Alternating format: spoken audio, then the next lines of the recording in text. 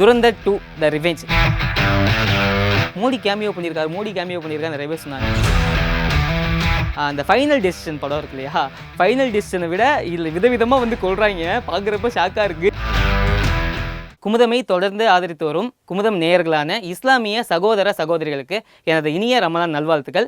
இந்த வீடியோவில் நம்ம என்ன பார்க்க போகிறோம் அப்படிங்கிறத நீங்கள் ஆல்ரெடி வந்து தம்பில் பார்த்துருப்பீங்க. Yes, Dhurandhar 2 the revenge Tamil வருஷனுடைய ரிவ்யூ தான் வந்து பார்க்க போகிறோம். வாங்க வீடியோக்குள்ளே போகலாம். துரந்தர் 2 த ரிவெஞ்ச் இந்த படம் வந்து ஆல்ரெடி March 19 ஹிந்தி, தமிழ், மலையாளம் எல்லா லாங்குவேஜ்லேயும் வந்து ரிலீஸ் ஆகி இருந்துச்சு. ஆனால் அன்ஃபார்ச்சுனேட்லி என்ன ப்ராப்ளம்னு தெரியல, நிறைய தேட்டருக்கு தமிழ் அப்புறம் மற்ற லாங்குவேஜ் வெர்ஷன்லாம் வந்து கிடைக்கல. ஹிந்தி மட்டும்தான் ரிலீஸ் பண்ணியிருந்தாங்க. இன்னைக்கு ரம்ஜான் அன்னைக்கு வந்து மற்ற லாங்குவேஜ்லேயும் இந்த படத்தை வந்து ரிலீஸ் பண்ணியிருக்காங்க. நிறைய தேட்டரில் ஹிந்தி வெர்ஷன் இல்லாமல் மற்ற லாங்குவேஜ்லேயும் இந்த படம் வந்து ஹவுஸ்ஃபுல் ஆகிருக்கு. அந்த அளவுக்கு இந்த படத்துக்கு வந்து ஒரு வரவேற்பு வந்து கிடச்சிருக்கு. இந்த படத்தை பற்றி பேசுகிறதுக்கு நிறைய விஷயம் இருக்குது. அதில் மேஜரான ஒரு விஷயத்தை பற்றி பேசணும்னா ரன்வீர் சிங் அவருடைய ஆக்டிங் பற்றி பேசணும். படம் ஆரம்பிக்கிறப்பயே இவரிலிருந்து தான் வந்து படம் ஆரம்பிக்குது. அதாவது இந்த துரந்தர்ங்கிற ஆப்ரேஷனுக்குள்ளே மனுஷன் எப்படி வந்தார், அவருடைய பாஸ்ட்டில் என்னெல்லாம் நடந்துச்சு, அதில் அவருடைய பர்சனல் லைஃப் எப்படி தான் பாதிக்கப்பட்டுச்சு அப்படின்னு தான் வந்து ஆரம்பிக்கிறாங்க.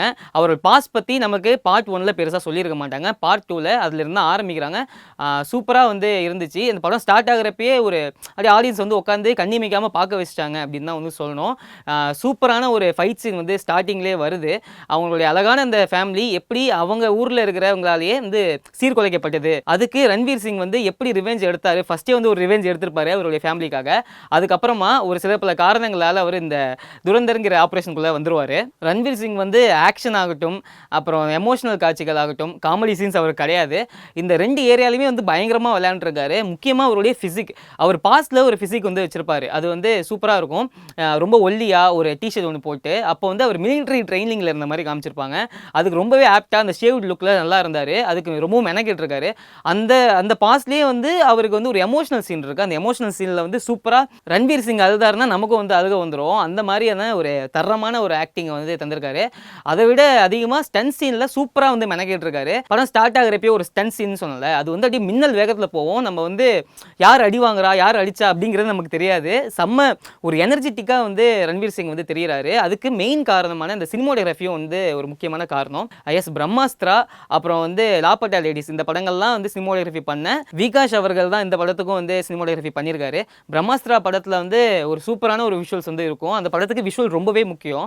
அதே மாதிரி தான் இந்த படத்துக்கும் விஷுவல் இல்லைனா அந்த படம் வந்து நின்றுக்கிறதுக்கு வாய்ப்பே இல்லை. நிறைய சிங்கிள் ஷாட்ஸ் சூப்பராக வந்து பண்ணியிருந்தாங்க. ரன்வீர் சிங் கூடயே வந்து ட்ராவல் பண்ணி ஃபைட் சீன்ஸ்லாம் வந்து எடுத்திருக்காங்க. அது ரொம்பவே சூப்பராக இருந்துச்சு. அவருடைய பாயிண்ட் ஆஃப் வியூவில் சண்டை போடுற மாதிரியான சீன்ஸ் ரொம்பவே கஷ்டங்க இந்த மாதிரி படம் வந்து பண்ணுறது. அதுக்கும் டெக்னிக்கலாக ரொம்பவே சிரமப்பட்டிருக்காங்க இந்த படம் பண்ணுறதுக்கு. படத்துடைய கதாநாயகி அப்படின்னு சொல்லப்படுற சாரா அர்ஜுன் அவங்களுக்கு பார்ட் 1 விட பார்ட் 2 இந்த படத்தில் கொஞ்சம் ஸ்கோப் இருக்குது. அந்த படத்தில் வந்து அவங்களுக்கு பெருசாக டைலாக் இருக்காது. இந்த படத்தில் முக்கியமான சீன்ஸில் அவங்களுக்கு வந்து டைலாக் கொடுத்துருக்காங்க.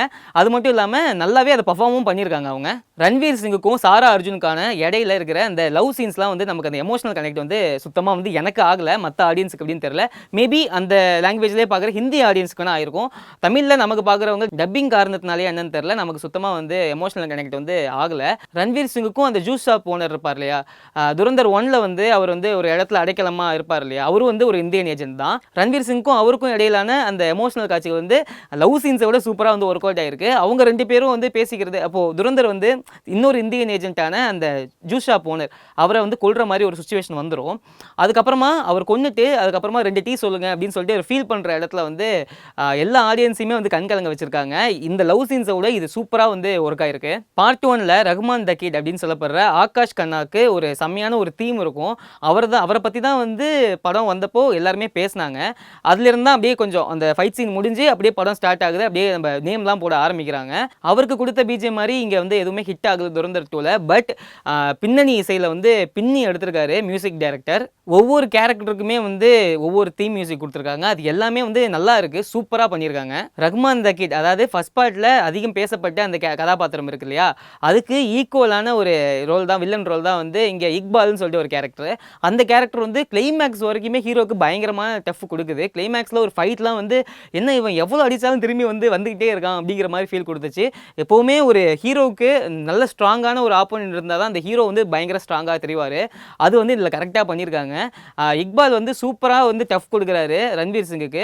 அதனால அவருடைய கேரக்டரும் வந்து நல்லா தெரியுது. குறிப்பிட்டு சொல்ல போகணுன்னா ஹம்சாவுக்கும் அந்த இக்பாலுக்கும் நடக்கிற அந்த கிளைமேக்ஸ் சண்டை காட்சி வந்து பயங்கரமாக இருந்துச்சு. யாருமே வந்து கண்ணு எடுக்கல. ரொம்ப சூப்பராக வந்து பார்த்துட்டு இருந்தாங்க. அதை நான் வந்து கவனித்தேன். தமிழ் வெர்ஷனில் ஒரு ஹிந்தி படத்துக்கு இவ்வளோ ஒரு ஆதரவா அப்படின்ட்டு வந்து மெய் சிலுத்து போன தருணமாக வந்து எனக்கு இருந்துச்சு. அது மட்டும் இல்லாமல் இந்த படம் கிட்டத்தட்ட 4 மணி நேரம் வந்து ஓடுது. யாருக்குமே வந்து சலிச்சு போகலை. இப்போ நம்ம தமிழ் ஆடியன்ஸே எடுத்துக்காங்களேன், ஒரு 3 மணி நேரம் வந்து ஒரு படம் தொட்டாலே வந்து லேகுப்பா அப்படின்னு வந்து சொல்லுவாங்க. ஆனால் இந்த படத்தை வந்து என்ஜாய் பண்ணி பார்க்குறாங்க. 0 டல் மூமெண்ட்ஸ்னு ரிவ்யூ கொடுக்குறாங்க. எனக்கு ரொம்பவே ஆச்சரியமாக இருந்துச்சு. அந்த அளவுக்கு இந்த படத்தில் ஒர்க் பண்ண எல்லாருமே ஹானஸ்ட்டாக அவங்களுடைய 100% வந்து போட்டிருக்காங்க. ரன்வீர் சிங் ஆகட்டும், ஆதித்யா தார் ஆகட்டும், எல்லாருமே வந்து சூப்பராக வந்து ஒர்க் பண்ணியிருக்காங்க. அப்புறம் முக்கியமான விஷயம், படத்தில் வந்து ஆர்ட் டைரக்ஷன் வந்து பயங்கரமாக இருந்துச்சு. சௌத்ரி, யோகேஷ், நிராஜ்னு சொல்லிட்டு 3 பேர் வந்து இதுக்கு ஆர்ட் டைரக்ஷன் பண்ணியிருக்காங்க. ஆர்ட் டைரக்ஷன் இந்த படத்துக்கு ரொம்பவே முக்கியம். ஏன்னா வந்து படத்துடைய பிரதான காட்சிகள் எல்லாமே வந்து சண்டை காட்சிகளாக இருக்கிறதுனால ஆர்ட் டைரக்ஷன் ரொம்பவே முக்கியம். ஒரு ஸ்ட்ரீட்டில் ஃபைட் பண்ணுற மாதிரி எடுத்தால் அந்த இடமே வந்து இப்போ ஒரு ஃபைட் சீன் ஆரம்பிக்கிறப்போ அப்படியே அந்த இடமே வந்து நாசமாக்கிடுவாங்க. ஸோ வந்து ஆர்ட் டைரக்ஷன் இந்த படத்துக்கு ரொம்பவே முக்கியம். அது ரொம்பவே நல்லா பண்ணியிருந்தாங்க. நிறைய செட்டு போட வேண்டிய விஷயம் இருக்குது. ரொம்பவே மெனக்கிட்டு இருக்காங்க. அவங்களுக்கு வந்து ஒரு ஹேட்ஸ் ஆஃப். இந்த படத்தில் வந்து மோடியோடைய கேமியோ இருக்குப்பா. அதாவது மார்ச் 19 வந்து ரிலீஸ் ஆச்சுன்னு சொல்லலையா, அப்போ பார்த்துட்டு மோடி கேமியோ பண்ணியிருக்காரு நிறைய பேர் சொன்னாங்க. ஆனால் மோடிலாம் கேமியோ பண்ணல. அவருடைய பீரியட், அதாவது இப்போ நடந்துட்டு இருக்குல்ல, அதில் நடந்த ஒரு முக்கியமான விஷயத்தை இந்த படத்தில் வந்து சூப்பராக யூஸ் பண்ணியிருக்காங்க. இந்த டீமான்ஸ்ட்ரேஷன் 500 1000 அந்த நோட்டெல்லாம் ஒழிச்சாங்க இல்லையா, அந்த ஓகே 500 1000 அந்த நோட்டை வந்து ஒழிச்சாங்க இல்லையா, அது வந்து இந்த படத்தில் ஒரு முக்கியமான ஒரு ரோல் வந்து ப்ளே பண்ணியிருக்கு. சில காட்சிகளில் அங்கே இருக்கிற அந்த அண்டர் கிரவுண்ட் தாதாக்கள்லாம் வந்து பிரதமர் மோடியை திட்டுற மாதிரியான காட்சிகளும் இந்த படத்தில் இருக்குது. அதெல்லாம் எப்படி பர்மிஷன் கேட்டாங்களா இல்லை என்ன ஏதுன்னு தெரியல. ஆனால் வந்து அந்த கேரக்டர் அப்படி தான் பேசணும் இந்த படத்தில். அதுக்கு வந்து ஜஸ்டிஃபிகேஷனாக தான் வந்து இருக்குது அந்த காட்சிகள்லாம். மோடி வந்து நியூஸில் பேசுகிற மாதிரி சில காட்சிகளை மட்டும் வந்து எடுத்து போட்டிருக்காங்க. அவரெல்லாம் வந்து டேரெக்டாக அந்த படத்தில் நடிக்கல, கேமியோ பண்ணல. அவர் வந்து பிரதமருங்க, அவர் வந்து ஒரு ஆக்டர் கிடையாது. இந்த படத்தில் யாமி கௌதம் அப்படின்னு சொல்லிட்டு ஒரு ஆக்ட்ரஸ் இருப்பாங்க. அவங்க தான் வந்து இந்த படத்துடைய டைரக்டருடைய ஒய்ஃப் ஆமா. அவங்க வந்து ஒரு சின்ன கேமியோ மாதிரி தான் பண்ணியிருக்காங்க. ஒரு டயலாக் கூட கிடையாது. அவங்க வரதே ஒரு 1 நிமிஷம் மாதிரி தான் இருக்கும். அவங்க வந்தோடனே இந்த ஆடியன்ஸ்லாம் செம்மையாக வந்து கத்த ஆரம்பிச்சிட்டாங்க. என்னன்னு எனக்கு தெரியல. அதுக்கப்புறம் தான் வந்து பக்கத்தில் இருக்கிறவங்க கிட்ட கேட்டேன். அவங்க வந்து ஆதித்யா தார் அவங்களுடைய ஒய்ஃப். அது இல்லாமல் அவங்க ஆதித்யா தார் வந்து இந்த யூனிவர்ஸில் நிறையா படங்கள் வந்து அவங்க பண்ணியிருக்காங்களாம். அதில் த சர்ஜிக்கல் ஸ்ட்ரைக் அப்படின்னு சொல்லிட்டு ஒரு படத்தில் இருந்த கேரக்டர் தான் இதில் யூஸ் பண்ணியிருக்காங்க அப்படிங்கிற மாதிரி சொல்கிறாங்க. ஆனால் எந்த இடத்துலையுமே இது வந்து ஒரு யூனிவர்ஸ் அப்படின்னு சொல்லிட்டு டேரக்டர் வந்து மென்ஷன் பண்ணல. ஃபேன் தியரிஸ் நிறையா போயிட்டு இருக்கு அப்படிங்கிறத நான் ஆன்லைன்லேயே பார்த்து தெரிஞ்சுக்கிட்டேன். அவங்க வந்தோடனே ஆடியன்ஸ்லாம் பயங்கரமாக வந்து கத்த ஆரம்பிச்சிட்டாங்க. அவங்க வந்ததுக்கான காரணம் என்னன்னு சொல்லிட்டு அந்த படங்கள் பார்த்தா தான் வந்து எனக்கு தெரியும். நான் பார்த்தேன்னா கண்டிப்பாக வந்து நான் உங்களுக்கு அப்டேட் பண்ணுறேன். இந்த படத்தில் இன்னொரு சுவாரஸ்யமான ஒரு விஷயம் இருக்குது. அதை நான் ஸ்பாய்லர் பண்ண விரும்பல. ஜமீல்னு சொல்லிட்டு ஒரு கேரக்டர் பண்ணியிருப்பார் இல்லையா, அதாவது நம்ம ஹீரோயின் சாரா அர்ஜுன் இருக்காங்களே, அவங்களுக்கு அப்பாவா சொல்லிட்டு ஒரு கேரக்டர் பண்ணியிருப்பாரு. அவங்களுக்கு துரந்தர் ஃபர்ஸ்ட் பார்ட்டில் பெருசாக வந்து ஸ்கோப் இருக்காது. ஒன்லி காமெடி சீன்ஸ்க்காக தான் வந்து அவரோட பொலிட்டீஷியனாக வந்து யூஸ் பண்ணியிருந்தாங்க. துரந்தர் 2ல் அவர் வந்து பண்ணியிருக்காரு. நீங்கள் போய் பாருங்கள். மேஜர் ட்விஸ்ட் அவர்கிட்ட தான் வந்து இருக்குது. அது சூப்பராக வந்து ஒர்க் ஆகிருக்கு. ஆடியன்ஸ் வந்து கிளாப் பண்ணுற மாதிரியான சீன்ஸ் இந்த படத்தில் நிறைய மூமெண்ட்ஸ் இருக்குது. அதில் வந்து அந்த ஒரு மூமெண்ட் வந்து முக்கியமான ஒரு மூமெண்ட். இன்னொரு தமிழ் நடிகர் வந்து இந்த படத்தில் ஒரு ரோல் பண்ணியிருக்காரு, மாதவன். நான் ஃபஸ்ட் பார்ட் பார்க்குறப்போ என்னடா அவருக்கு நல்ல ஒரு ஆக்டரு, ஒரு ஸ்கோப்பே இல்லாமல் இந்த கேரக்டர் நடிச்சிருக்காரு அப்படின்னு எனக்கு தோணுச்சு. பார்ட் 2ல் பார்த்ததுக்கப்புறம் தான் வந்து தெரிஞ்சுது அந்த மனுஷன் வந்து சும்மாலாம் இந்த ப்ராஜெக்டில் வந்து உள்ளே வரல. அவருக்கு சரியான ஒரு ஸ்கோப் இருக்குது அவருடைய கேரக்டருக்கு. ஏன்னா அவரும் நான் சொன்னேன் தெரியுமா, நிறைய மூமெண்ட்ஸ் இருக்குன்ட்டு. அதில் ஒரு மூமெண்ட்ஸ் வந்து இவருக்கு தான் மேஜர் மூமெண்ட்ஸே இருக்குது. கம்மியான டைலாக்ஸ், கம்மியான சீன்ஸில் தான் தலைவன் வராரு. ஆனால் சூப்பராக வந்து அதை மோல்ட் பண்ணுறாரு. அந்த சீனை பயங்கரமாக வந்து பண்ணியிருக்காரு. அந்த துரந்தருங்கிற ஆப்ரேஷனுக்குள்ளே ரன்வீர் சிங்கை கூப்பிட்டு வரவரே நம்ம மாதவன் அவர்கள் தான். அதை நம்ம ஃபஸ்ட் பார்ட்லேயே வந்து பார்த்துருப்போம். அதில் என்னென்ன டிஃபிகல்ட்டிஸ்லாம் இருக்கும் அப்படின்னு சொல்லிட்டு மாதவன் வந்து நம்ம ரன்வீர் சிங்க்கு வந்து எக்ஸ்பிளைன் பண்ணுவாங்க. அதெல்லாம் சூப்பராக இருந்துச்சு. அது மட்டும் இல்லாமல் ஜஸ்கிராட் அப்படின்னு சொல்லப்படுற நம்ம ரன்வீர் சிங்கை அவர் நிறைய இடத்துல வந்து காப்பாற்றுவார். அங்கெல்லாம் வந்து ஆடியன்ஸ் பயங்கரமாக கிளாப் மூமெண்ட் பண்ணாங்க. சூப்பராக இருந்துச்சு அந்த சீன்ஸ்லாம் பார்க்குறப்போ. உசைர்னு சொல்லிட்டு ரன்வீர் சிங்க்கு ஃப்ரெண்டாக வந்து ஒரு கேரக்டர் பண்ணியிருப்பார் துரந்தர் 1ல். அவர் வந்து இந்த படத்தில் துரந்தர் 1 கம்பேர் பண்ணுறப்போ ஸ்கோப் வந்து கம்மி தான். ஆனால் அவருடைய கேரக்டருக்குமே ஒரு பிளாஸ் மூமெண்ட் வந்து வச்சுருக்காங்க. அதாவது லாஸ்ட் 20 மினிட்ஸுங்க. அப்போ தான் வந்து படத்துடைய மேஜர் ட்விஸ்ட்லாம் ஆடியன்ஸ் என்ஜாய் பண்ணுற மாதிரி வந்து ரிவீல் ஆகுது. உண்மையாக துரந்தர் 1 என்னை பெருசாக இம்ப்ரெஸ் பண்ணல. நான் என்னோட ஃப்ரெண்ட்ஸ்டே வந்து சொல்லியிருக்கேன். இப்போ நான் சொல்கிறேன், துரந்தர் 2 பார்த்ததுக்கப்புறமா துரந்தர் வந்து இந்தியன் சினிமாவில் தவிர்க்க முடியாத ஒரு ஆக்ஷன் திரைப்படம். ஆக்ஷன் விரும்பிகளுக்கு இந்த படம் வந்து ஒரு ஃபீஸ்ட் அப்படின்னு நான் வந்து சொல்லுவேன். சஞ்சய் அவருடைய கேரக்டர் வந்து பார்ட் 1ல் சூப்பராக வந்து இருக்கும். அவர் யாராலையுமே தொற்ற முடியாதுப்பா அப்படின்ட்டு வந்து இருக்கும். ஆனால் பார்ட் 2ல் வந்து அவர் வந்து இருக்க மாட்டார். சாரி, இது ஒரு ஸ்பாய்லர் தான். அவர் வந்து பாதியிலே வந்து போயிடுவார். அவர் அந்த இறக்குற காட்சியில் ரன்வீர் சிங்க்கு வந்து ஒரு மாஸ் ஒன்று ஏறும். அவர் வந்து அவருடைய பெருமையை சொல்லிக்கிட்டு இருப்பார். அப்போ ரன்வீர் சிங் வந்து ஒரு தேட்ரிக்கல் மூமெண்ட் ஒன்று பண்ணுவார். நீங்கள் படம் பாருங்கள், நான் நிறைய விஷயம் வந்து இந்த ஆர்வத்தில் வந்து சொல்லிடுவேன். நீங்கள் ஃபுல்லாக பாருங்கள், சூப்பராக வந்து இருந்துச்சு அந்த சீன்ஸ்லாம். அதாவது நிறைய தேட்ரிக்கல் மூமெண்ட் வந்து இந்த படத்தில் இருக்குது. அதுவும் எஸ்பெஷலி ஃபர்ஸ்ட் ஹாஃபோட செகண்ட் ஹாஃபில் சூப்பராக வந்து இருந்துச்சு. லோகேஷ் கனகராஜ் அவருடைய படங்களில் சில டைலாக்ஸ் மூலயமா ஆடியன்ஸ்ட்டை வந்து கம்யூனிகேட் பண்ணுவார். அவர் தான் கம்யூனிகேட் பண்ணுறாருன்னு நமக்கு தெரியும். அப்படி பார்க்குறப்போ இந்த மாஸ்டர் படத்தில் விஜய் சார் வந்து ஒன்று சொல்லுவார், என் குடியினால தான் அந்த 2 பசங்க உயிர் விட்டாங்க அப்படின்னு நினைக்கிறதுனால தான் நான் வந்து குடியை விட்டேன். அப்புறம் வந்து கமல்ஹாசன் விக்ரமில் பேசுகிற அந்த சீனாக இருக்கட்டும், அதில் என்ன சொல்லுவாருன்னா வந்து நம்ம ட்ரக் யூஸ் பண்ணால் அப்படியே நம்ம பின்னாடி போய்கிட்டு இருக்கோம், குரங்கா மாறிடுவோம் அப்படிங்கிற மாதிரிலாம் விஷயம் சொல்லியிருப்பாங்க. அதே மாதிரி தான் இந்த படத்துலையும் ஆதித்யா தார் வந்து ஆடியன்ஸ்ட்டு பேசுகிற ஒரு விஷயம் இருக்குது. அதாவது மக்கள்கிட்ட, ஆடியன்ஸ்டேன்னு சொல்கிறத விட மக்கள்கிட்ட பேசுகிற ஒரு சீன் வந்து இருக்குது. அது என்னன்னா, நாங்கள் மக்களுக்கு வந்து எதிரானவங்க கிடையாது. அதாவது இந்தியர்களாகிய நாங்கள் மக்களுக்கு எதிரானவங்க கிடையாது.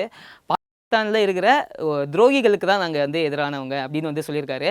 அது வந்து பாகிஸ்தான் ஆடியன்ஸ் கிட்ட அவர் கம்யூனிகேட் பண்ண மாதிரி இருந்துச்சு அந்த வசனம். அது மட்டும் இல்லாமல் பாகிஸ்தானில் இருக்கிற அந்த துரோகிகள் மக்கள், அதாவது குறிப்பிட்ட ஒரு இனத்தை சேர்ந்த மக்களையே வந்து அவங்க வந்து கொடுமை பண்ணியிருக்காங்க, கொலை பண்ணியிருக்காங்க. அதனால தான் நாங்கள் அவங்களை அழிக்கிறதுக்காக ஸ்பையாக வந்திருக்கோம் அப்படிங்கிற மாதிரியான ஒரு விஷயம். அந்த சீன் அப்படியே அவங்க வந்து மக்கள்கிட்ட தான் வந்து ஆதித்யா தார் ஒரு ரைட்டராக வந்து கம்யூனிகேட் பண்ணுறாரு. முக்கியமான விஷயம், சின்ன குழந்தைங்க, அப்புறம் வந்து வைலன்ஸை விரும்பாத பெண்கள், இவங்கெல்லாம் வந்து நீங்கள் அழைச்சிட்டு போயிடாதீங்க. ஏன்னா ரொம்பவே வைலன்ஸ் நிறைந்த படம் தான் வந்து துரந்தர் 2 த ரிவெஞ்ச். துரந்தர் 1லையுமே வந்து அதிகப்படியான வைலன்ஸ் இருக்கும். அதை விட இந்த படத்தில் ரொம்பவே வைலன்ஸ் காட்சிகள் இருக்குது. அந்த ஃபைனல் டெசிஷன் படம் இருக்கு இல்லையா, ஃபைனல் டெசிஷனை விட இதில் விதவிதமாக வந்து கொள்கிறாங்க. பார்க்குறப்ப ஷாக்காக இருக்குது. நான் வந்து வைலன்ஸ் சீன்ஸ்லாம் ரசித்து தான் பார்ப்பேன். ரசித்து மீன்ஸ் ஒரு சைக்கோ இல்லை சொல்கிறேன், ரசித்து தான் பார்ப்பேன். எனக்கே வந்து கண்ணை மூடிக்கிற மாதிரியான சில காட்சிகள் வந்து இருக்குது. ரொம்பவே கொடூரமாக கொள்கிறாங்க. அதனால தான் அந்த படத்துக்கு கொடுத்துருக்காங்க. குழந்தைங்களை மட்டும் அழைச்சிட்டு மட்டும் போயிடாதீங்க. நன்றி, வணக்கம். மக்களின் நாடி துடிப்பை உணர்ந்த செய்தி தொகுப்புகள், அரசியல் களத்தை உற்று நோக்கும் கோணங்கள். உங்கள் குமுதம் நியூஸ் 24/7 லிங்க் டிஸ்கிரிப்ஷனில்.